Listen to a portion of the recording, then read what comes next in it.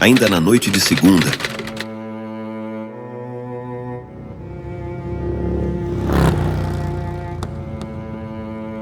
O ronco da célebre Honda 750 adentrou a ruela deserta e mal iluminada no centro da cidade, adjacente a um pequeno largo igualmente desolado. A motocicleta clássica combinava com a queda que Ingrid sentia por coisas old-fashioned. A loira estacionou e desceu do veículo, caminhou pela calçada, passando por grandes e pichadas portas de aço, daquelas que um dia foram lojas, rumando à pequena portaria do já conhecido edifício. Há um século, a cidade basicamente se resumia àquela área, que foi gradualmente crescendo e, por consequência, sendo tomada pela violência. Se degradou como praticamente todo o perímetro central, que formava agora vários desamparados bolsões de pobreza, o lugar perfeito para abrigar um igualmente decadente ser das trevas. O prédio era baixo, antigo e com um aspecto bastante degradado, estava mais para um imóvel abandonado. De fato, poucos apartamentos acima da sobreloja estavam ocupados e os que ali habitavam eram lacaios de Jorge, que cumpriam a função de disfarçar aquele imóvel. Nem mesmo a escória da cidade atrevia-se a arriscar naquela ruela e quem porventura o fizesse poderia encontrar um destino cruel. Por essas peculiaridades, o prédio dispensava porteiros, mas desta vez a loira estava sendo aguardada. Foi reconhecida, revistada, teve as chaves confiscadas e em seguida foi orientada a subir. O chefe estava aguardando. Ingrid subiu as escadas resgatando as memórias da última vez que estivera ali. Relembrou o medo que sentiu por não saber como Jorge reagiria naquela ocasião e até se permitiu um alívio por ainda estar viva àquela altura. Mas, em seguida, foi tomada pela tensão do reencontro. Era sempre imprevisível encarar aquela criatura. Agora, ela avançava degraus acima para atender a seu chamado, e era impossível não pensar que a morte poderia aguardar a qualquer momento. Respirou fundo, não por necessidade, mas como herança ritualística de coragem, e adentrou o apartamento. A grande porta de madeira rangeu ao fechar, e ela se deu conta que novamente a atmosfera tinha um odor pútrido. O mau cheiro seria um mórbido componente do local? A sala estava escura, com as antigas cortinas de veludo puído fechadas e uma única luminária de chão era a fonte de iluminação. A luz fazia um contorno macabro do perfil daquela criatura que achava-se ali, imóvel como uma estátua, sentada de pernas cruzadas no chão, diante da mesinha de centro com vários utensílios, como que posta para um jantar. Ingrid permaneceu na porta e apenas aguardou muda. Ora, ora, se não é minha ilustre convidada, disse o louco em um tom até amistoso que a deixou desconfiada. Aproxime-se, fique à vontade, tome um assento. A loira obedeceu e sentou-se numa poltrona individual a alguns metros do homem. Sinto uma tensão no ar. A criatura deu um sorriso irônico, se levantou, pegou um jarro prateado em cima da mesa de centro e serviu uma taça, oferecendo em seguida a Ingrid. Tome para relaxar, disse estendendo o recipiente com o líquido vermelho à loira. Ela aceitou, sentiu o vidro ainda quente, aproximou do rosto e pôde constatar que era sangue humano fresco. Acabou por apreciar. Uma delícia, não? Disse o louco se vangloriando. É de uma jovem serviçal minha, das poucas que me restam. Ah, como eu amo a essência juvenil. Pena que amadurecem tão rápido e se tornam inúteis recipientes de sangue comum. Refletiu enquanto movimentava sua própria taça sob as narinas, desfrutando daquele aroma como se fosse nobre vinho. Ingrid observava tudo calada e com atenção, até que ousou romper o silêncio. Bom, recebi sua mensagem. Aqui estou, disse a loira ressabiada. Claro, imagino que tenha urgência. O louco se virou, caminhou novamente em direção à mesa de centro. Logicamente, você se recorda do nosso colega de equipe, o jovem Thomas. Não preciso o reapresentar. A vampira não via mais ninguém na sala. Eles estavam a sós e estranhou aquela fala. Foi quando George levantou uma tampa de alumínio que estava sobre uma bandeja e revelou a cabeça decapitada do jovem rapaz. Ele pegou aquela cabeça já em estado de putrefação, pôs sob o braço como quem segura uma bola de basquete. Ingrid automaticamente abandonou seu assento em um salto habilidoso para trás, armando-se em feições animalescas. Concluiu que aquela era uma emboscada e preparou-se para enfrentar o louco. George, por sua vez, lançou uma profunda gargalhada ao ver a reação da vampira. "Deixe de idiotice, loira", disse a criatura. "Este não será o seu destino, não se continuar me sendo fiel." A tensão durou mais alguns instantes, até que Ingrid se convenceu de que George não a faria mal. "Não estou entendendo aonde quer chegar com isso", disse Ingrid num tom incomodado. "Aliás, até agora não entendi por que amistosamente desistiu do rapto de Elisa ontem e por que este pobre rapaz foi assassinado." "Ah, querida anêmica, é justamente por isso que está aqui, para entender. Entender tudo.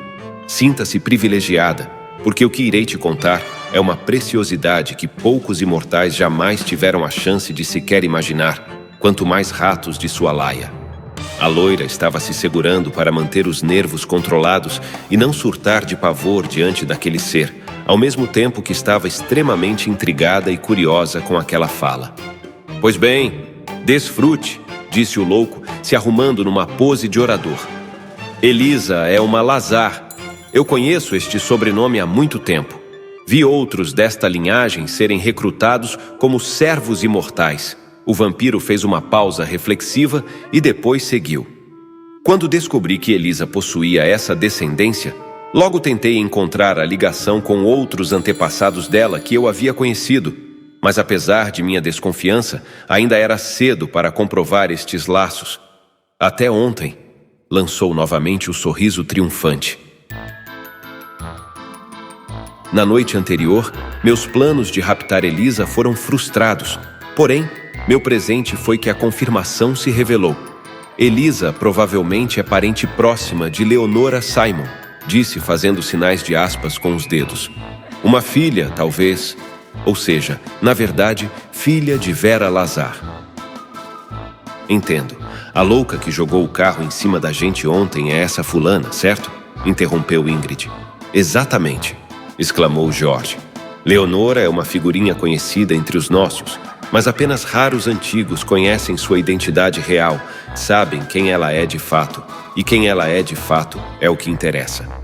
Vera Lazar também é uma serva imortal, e é justamente de seu senhor que guarda um segredo profano. Uma carta na manga que carrego há muitíssimas décadas. Agora, ele me fará um favor duplo: me entregar Elisa e ainda ser meu bilhete premiado para finalmente tirar esse odioso conselho do meu encalço." Ingrid ficou impressionada com a dimensão que a mísera amiga de seu namorado tinha tomado na história. Estava ainda mais interessada na justificativa para a eliminação do jovem Thomas e se tal lógica poderia ou não implicá-la o mesmo destino. "Ok, mas o que o garoto de ontem tem a ver? Porque acabou sobrando para ele?" Ingrid foi objetiva. "Horas, por que Thomas morreu?" O louco fez uma pergunta retórica com ar irônico. "Porque era um traidor, simples assim. Arranquei dele a verdade que merecidamente lhe custou sua insignificante vida, graças à minha perspicácia." A criatura deu uma pausa, se vangloriando, e depois seguiu. Elisa teve ajuda para fugir na noite da festa. Os seguranças do Tarântula perseguiram na rua afora e me informaram que um carro preto surgiu do nada para um resgate súbito. De imediato não liguei o carro a Elisa. Achei mais provável que fosse algum cúmplice do Brutamontes. A cidade anda cheia desses justiceiros miseráveis. Caminhou pela sala, absorto em sua própria explanação, enquanto a loira o ouvia vidrada. Mas ontem, novamente, um carro com as mesmas características aparece para salvá-la. Não poderia ser coincidência. Não restaram-me dúvidas de que havia mesmo um anjo da guarda olhando por Elisa. Quando Vera se revelou a ligação entre as duas, ficou clara. Foi isso que Vera quis dizer ao se expor. "Não mexa com a garota, ou eu levarei o assunto aos meus chefes, os malditos vampiros do conselho, que controlam essa cidade." Foi inteligente, usou sua posição privilegiada para protegê-la, mas entregou que há de fato um estreito laço de sangue entre as duas. Por qual outro motivo faria aquilo? Concorda? "Faz sentido", concordou a loira. Mas uma coisa me intriga: como ela poderia saber o paradeiro da garota naquele momento, com tamanha precisão, já que nem nós sabíamos para onde Elisa estava indo? Como poderia estar tão bem informada? Os episódios de ontem à noite foram todos imprevisíveis e somente alguém que tivesse informações em tempo real poderia alertá-la. Neste momento, a ficha caiu para Ingrid, que concluiu o que agora parecia óbvio. Foi Thomas. De algum jeito ele a avisou a tempo de chegar. Disse a loira astutamente: "Bravo, perfeito." O louco esbaldou-se com o fechamento de seu raciocínio investigativo. Confesso que tive dúvida sobre qual de vocês dois seria o traidor, mas me pareceu mais provável que tal traição partisse daquele verme insignificante. Ora, quanta ingratidão! Ele era um maldito informante de Vera, que por sua vez vigiava meus passos. Continuou o vampiro. Essa corja inquisitória para quem ela trabalha age assim. Corrompem a tudo e a todos. Tentam ter olhos e ouvidos em todo lugar. Querem controle absoluto da cidade. Todos na coleira como cachorrinhos. Ela queria informações para me encurralar. Em troca deve ter prometido algo para aquele merdinha. Eu imagino o que seria. O plano poderia ser perfeito. Eu seria eliminado. E ele e Ana estariam livres para viver a vidinha medíocre de mamãe e filhinho que sonhavam. Patético. Agora a pequena criatura vestia a raiva que lhe era de costume e seguiu. Quando Ana se foi e o sonho morreu para ele, imagino que tenha ficado sem chão e com tanto ódio que só restou se apegar à vingança que jurei aos responsáveis. Mas não foi homem o suficiente para dar a Elisa o mesmo destino que sua mãe adotiva. Fraquejou, como é de praxe de sua insignificância humana. Deve ter sido consumido pelo dilema patético que os humanos se colocam, de olharem tudo de uma ótica maniqueísta. Por fim, cedeu à culpa, ao remorso e avisou a Leonora um pouco antes de partirmos para o rapto. Eles se comunicavam por um aparelho de pager, acredita? Quem utiliza isso hoje em dia? E o raio do equipamento tinha um chip de GPS embutido ainda por cima. Provavelmente uma artimanha daquela intrometida. Foi assim que ela nos encontrou. A loira estava tonta a esta altura. Aquilo era digno de um filme, mas estava ainda mais impressionada com a precisão do relato. "Mas como descobriu tantos detalhes?" perguntou a loira pasmada, imaginando a tortura cruel a que Thomas tivera sido submetido para revelar tanto. "Ora, eu tenho meus talentos." A criatura abriu seu típico sorriso macabro e lançou um olhar sombrio e misterioso sobre a mulher. "É um dom de sangue raro que me foi transmitido há muitas décadas. Direi apenas que a mente humana é vulnerável ao meu poder e que estas informações eu bebi direto da fonte, direto das memórias do jovem Thomas. Acessei inclusive o alerta que ele transmitiu a Leonora sobre a lista de convidados da festa, que continha o nome de Elisa. Como não percebi antes? Que ódio!" "Ah, então você pode ler mentes de humanos", disse a loira dispersa, torcendo para que ao menos a morte do jovem tivesse sido rápida. Estava intimidada pelas surpresas que aquele vampiro não se cansava de sacar. "Exato, um dom muito útil que aprendi faz tempo, mas não gosto de falar do passado." A criatura cortou o assunto e voltou atrás em seguida. "Aliás, há sim uma parte do meu passado que é justamente o que quero te contar, e será isso que me dará vantagem. Você está aqui porque será minha porta-voz na mensagem que irei entregar a Barnabás, o senhor de Vera, meu quase irmão." Fez sinal de aspas com os dedos novamente. "O tal que será seu bilhete premiado", reforçou a loira.